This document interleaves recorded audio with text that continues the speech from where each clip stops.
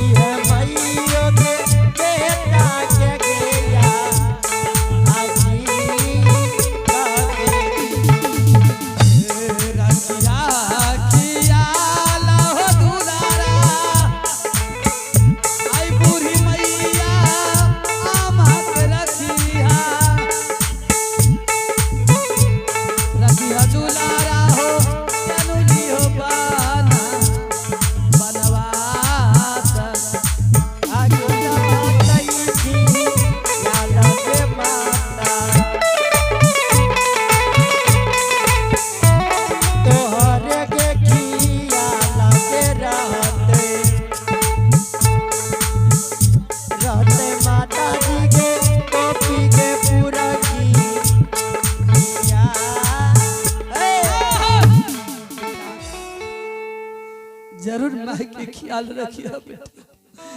तोरा कुछ के कलेप नहीं लगता बेटा, नहीं आए जरबा नहीं पानी सरबा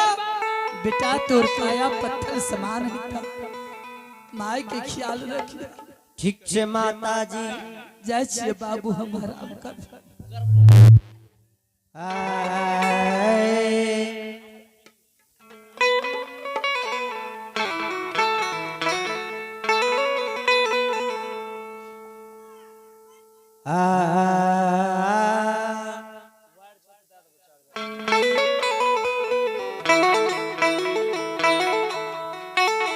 ये बाबू सा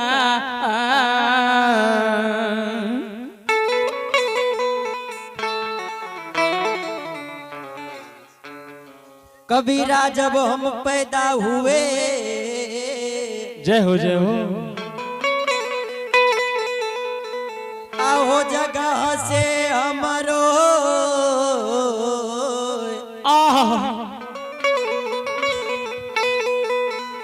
करनी ऐसी कर चलो हे माना हम हसे जगरो तसिया बर राम चंद्र शंकर जी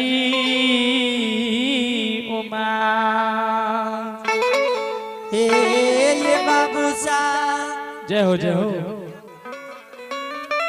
हम भगवान के कौल पूरा करे लेकिन लीवन के जा रहल छिए। ये पोपीपुर के मोह माया के यहाँ ना छोड़ दे छिए। समाज बाबा ए समाज बाबा ज्योति बाबू हम 12 वर्ष के लीवन के जा रहल छिए।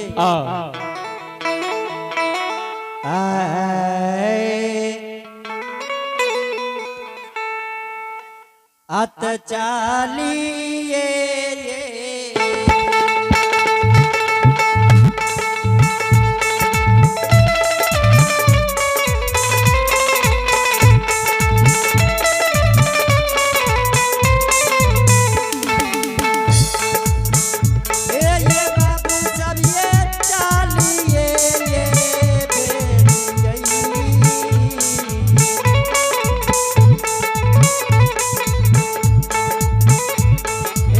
स्रोत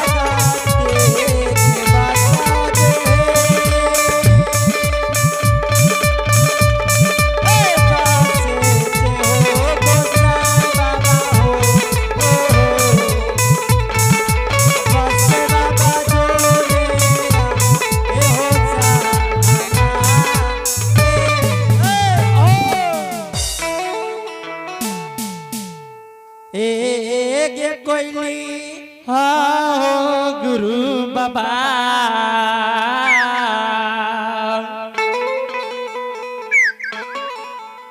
कोयली गे या पोपीपुर के सीमान छिए कोयली